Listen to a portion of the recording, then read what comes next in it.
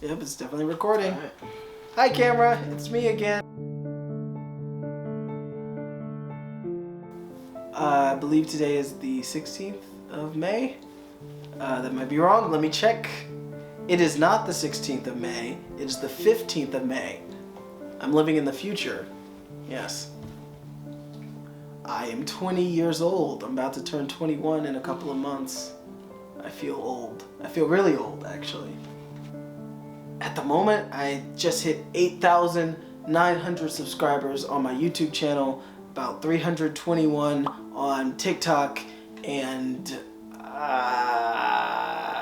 my OnlyFans has very little subscribers. It's actually really pathetic. I don't want to say the number. Probably the one where I say I'm gonna quit the job that I have. I think my most popular one at the moment is like, I'm quitting Easy Peasy, and it's the company I work for. It's that channel that I work for, and either a lot of people are like, yes, he's finally leaving, or he's like, no, he's leaving, and I think I clickbaited the right amount of people to get like just over 15,000 views on that one. The biggest YouTuber that subscribed to me would have to be my friend Cougar McDowell. He just hit over 500,000 subscribers, and I think that's pretty cool. I'm like, he's a really cool guy, very helpful for my job, and just as like a friend to talk to. It's just a good person, yeah. Most famous person in my phone. I mean, I've got a couple of people. I know some people, I can't say everybody, but like, I know some people from the Mr. Beast crew, they're on my phone. I have a lot of comedian friends who are doing their own thing, and I imagine by the time like this is getting out, like, okay, my friend Chris, the Hazy Boy, he does comedy. I imagine he's out there really big. My friend Jake Weddle, he's only gonna grow. Same with my friend Grady. He lives next door. He's got like about 600,000 on TikTok, maybe 800,000. I'm not paying attention to his growth. But what I do know is that he's growing. He's getting out there too. He's just to hit like 5,000 subscribers on his YouTube channel and 600,000 on TikTok. So he's growing as well. And I have his contact. I think that's about it. And then there's me. So. What advice would I give myself a year from now? I guess it would just be, you can't keep playing Minecraft, man. I know you like playing Minecraft now. You gotta stop. It's only gonna be a problem in the future. You gotta keep making that content, baby.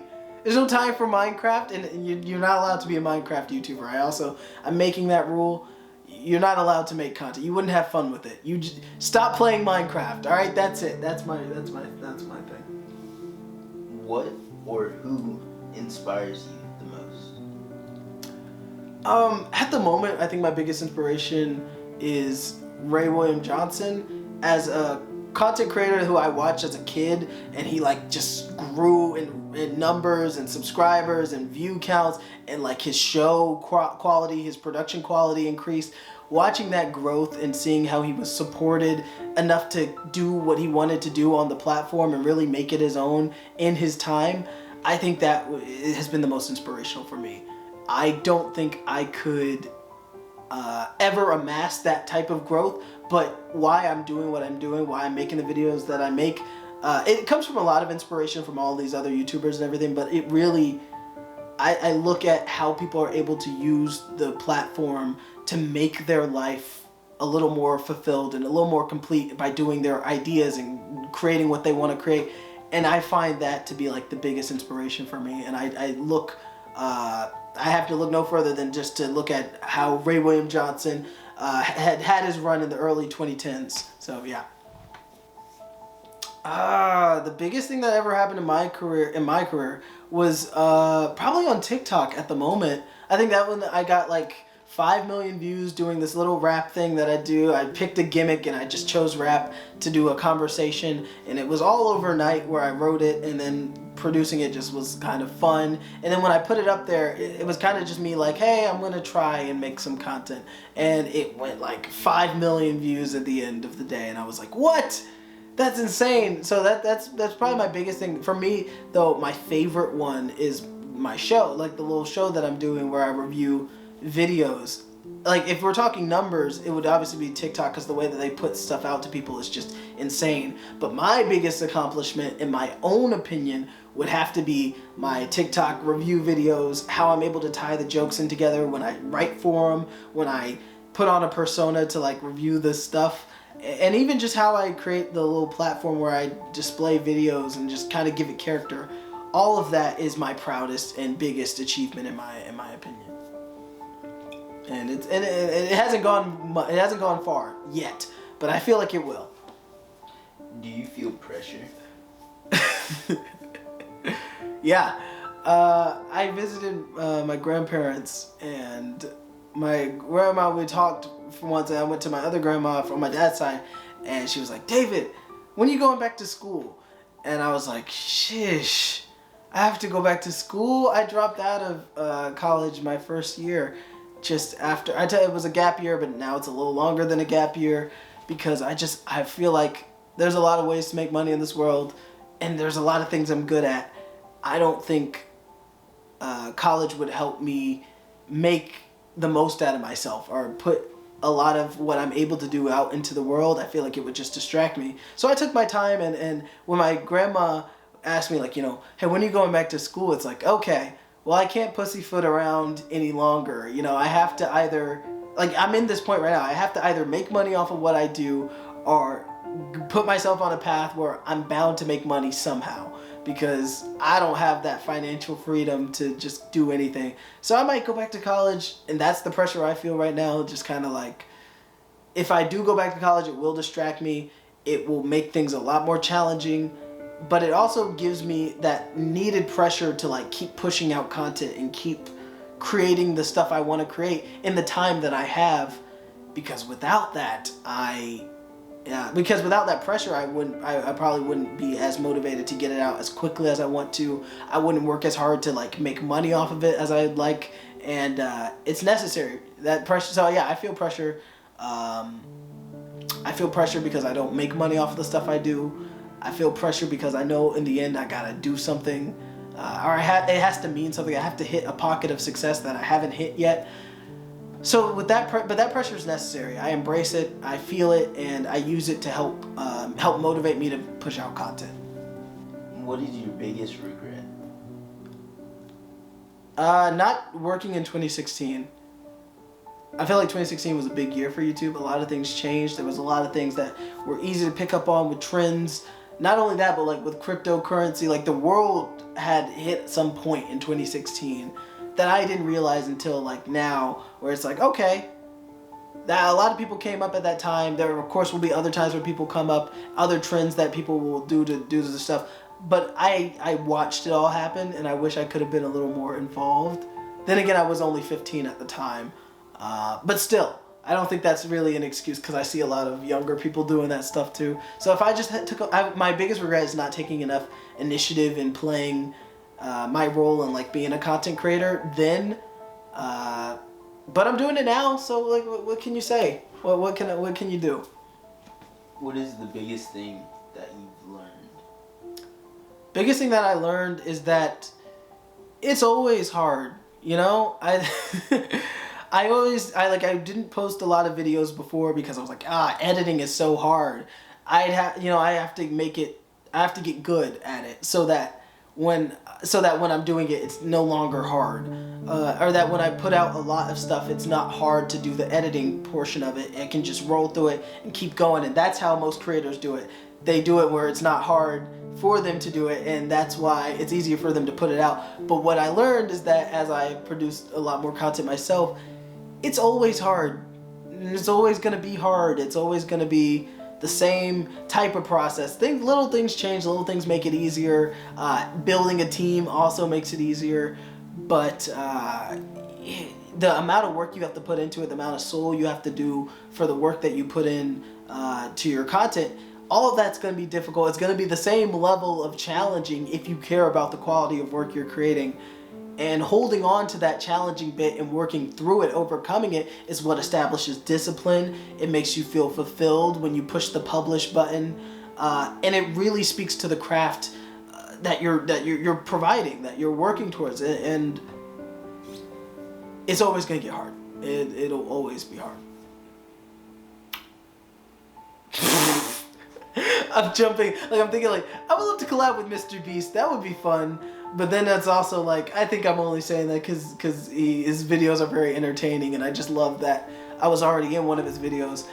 I would love to collab with Ray William Johnson on something, but, or maybe even Darman, you know, the guy who does the stories, he like tells like, oh, these moral stories, this woman rejects this guy and later regrets it. I feel like with what I do on TikTok, how I tell stories in like a song form, I feel like I could do like a big production with him and do some story time stuff. I think it would be fun. I would love to work with like commentators like Leon Lush, Danny Gonzalez, Curtis Connor, Drew Gooden. All those people are people I draw inspiration from. 16 Leo, which is, he has like 300,000 subs, but I imagine he'll probably hit 1 million soon. I would love to work. I know so many YouTubers like I just want to meet in my life. Like I would love to meet Anthony Padilla, even Shane Dawson, just to, you know, like give him a nice little fist bump to the face. Comedy. My favorite color is purple. And you'll see in my logo, it's purple. In fact, a lot of my show is purple. A lot of everything I put up is purple. I just like purple. Comedic, awkward, dorky. I think that would be the 3. Yeah. I would throw a lot of shade at people. Like I love the YouTube community. It's so big and there's so much of it. Like I can't just sum it down.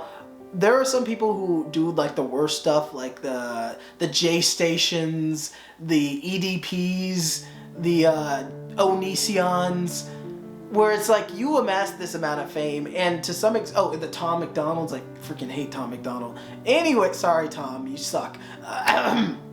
And there's these people who have these platforms, and they don't do anything bad. They might just be off personalities or just like kind of maladjusted to everything, but YouTube will promote them anyways. I think it's weird. Aside from that, I think YouTube in a whole is just a community of people who who just want to create, who want to make content. And even the people I criticize, like EDPs, Onisions, the J stations and whatnot, even those people are just trying to create, and they're just trying to hold on to the success that they have. I wish that the algorithm was more rewarding, but then again, I also know a lot more people wouldn't be paid if it was. With that said, looking at the YouTube community, I think it's beautiful. I think in a whole, it is just this amalgamation of awesome people doing their own little things, talking about the things that they care about, and putting a lot of time into like 10 to 20 minute videos about random stuff. I watched like 30 minutes of like, who is Miss Puff from SpongeBob, and I love those videos. So all in all, it's an incredible platform. My philosophy is, I guess my philosophy would be that, you know, if time is what is needed to make something your best, take that time and use it to its fullest extent. Don't fold on, you know, what you care about. Don't fold on how you see something. Don't be afraid to take it up a notch. Don't be afraid to move forward and progress. Always try to progress. Always remember that there is something you can do to be better, to up your game. Don't ever stop that. Don't let go of that, because that is very important to feeling fresh about yourself, about your content, your material, your ideas. It is all important. The idea, the notion that you must move forward, you must progress, and you must keep an open mind to things that you can adjust, change, and adapt to. All of that is so important to being a content creator in real time. Can I go on a bit of a tangent? Not really. I know when I create videos for this Easy Peasy channel that I work for, I just lost passion in it because it was the same type of stuff. It wasn't. I gave up on the idea like, okay, I got to be funnier. All right, let me try new bits. I felt like a soundboard reacting to a lot of the stuff I was reading, and that's because I let go of the idea that I needed to move forward, and it felt like I wasn't a fresh creator. It felt like I wasn't fulfilled anymore. Always remember to keep yourself. Always remember to keep updating yourself, keep adjusting, keep adapting, keep moving, keep progressing. It's very important. It depends on what you want. It depends on what you want out of YouTube. If you want to be recognized and amass an audience, you can't always do the stuff that speaks to your personality. You have to kind of approach it like a business. You know, you want people to understand the content that you're making, so you tend to like pick a form or pick stuff that people are comfortable with or that you're comfortable with making, and you stick to it for a while. And then once you amass that audience, then you can kind of branch out and do the stuff that you want. If you're not focused on attaining success, or not even just success, but like if you're not focused on that straight and narrow path to like growing an audience, doing what you want to do is the best feeling ever. Talking about what you want to talk about is the best feeling ever. If you're not trying to make money, saying what you want to say is the best feeling ever. If you don't care about copyright strikes, showcasing things that might get you copyright striked is fine. It's fulfilling, it's fun, and it really gives you that freedom. But if you do want to make money, if you are trying to build an audience and build like a steady form of content that people can rely on and look towards and be excited about, you do have to approach it a little bit more like a business. Yeah. You better have 100,000 subscribers. If you don't, I'm gonna beat you up. Yeah, I'm gonna beat you up. Look, side by side us right now. Look, yeah, that's you. Yeah. Unless you do have 100,000 subscribers. If you do, I'm sorry. My bad. Whoops. Yikes. Don't fold on your dreams. Hopefully you didn't. Hopefully, even if you are in college, if you're working a 9 to 5, I don't know what the heck you're doing. Whatever it is, I just hope that you know that all that greatness that I see in myself right now, you should still see in yourself as well. Like, it's still very important. Unless you lost your mind. Unless you went like crazy or something. What am I grateful for? Well, firstly, I think my biggest thing that I'm most grateful for is this is my family. If I could ever succeed, if I ever have financial freedom, the first thing I'm gonna do is bring it back to this house, my brother, you can't see him, but he's right there. I swear to God, I'm not talking to myself. I got a little bro and a sister and a mom and a dad and a family. I have a family, all right? Boom, I admit it. You got me. I love my family. I'm most grateful for them. They have helped me so much just in how I'm developing, what I know is important to focus on in life. Shoot, I love my family. That's the thing I'm most grateful for. And then outside of that, I'm most grateful for like the opportunities people have given me. Like whether it was acting, dancing, singing, Mr. Beast giving me $15,000, like what, that was crazy. Just the friends that I made, like all the things, all the opportunities that have come my way, I'm grateful for. Second, but it's the family. It's my understanding of my family values that I'm most grateful for. Is the people I have in my life immediately that I'm most grateful for. Yeah. Yeah. You gotta really duck down because your head's getting cropped. Wait, let's just sit down. Have a seat. I'll stand right here. That works. Sit down. Okay, I guess we just.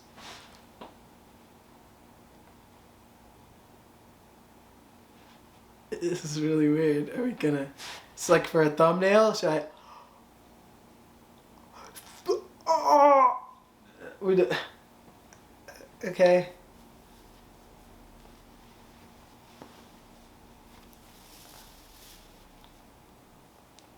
What a weird. I don't know what else to do. Oh, my hair's a mess. Yeah, it's fine. Anyways, thank you guys for watching the video. If you enjoyed, make sure to click the like down below. And don't forget to press the subscribe button and hit the notification bell to be notified of all of our uploads. I can't wait to see you in the next video, but this isn't my channel. He can't wait to see you. Trust me, look at that face. He's just bursting with enthusiasm. Anyways, I'll see you guys later. We'll see you guys later. Peace out. And 3 thumbs up is what I say. He says peace up, peace out, and tug a penis. So yeah. Bye, guys.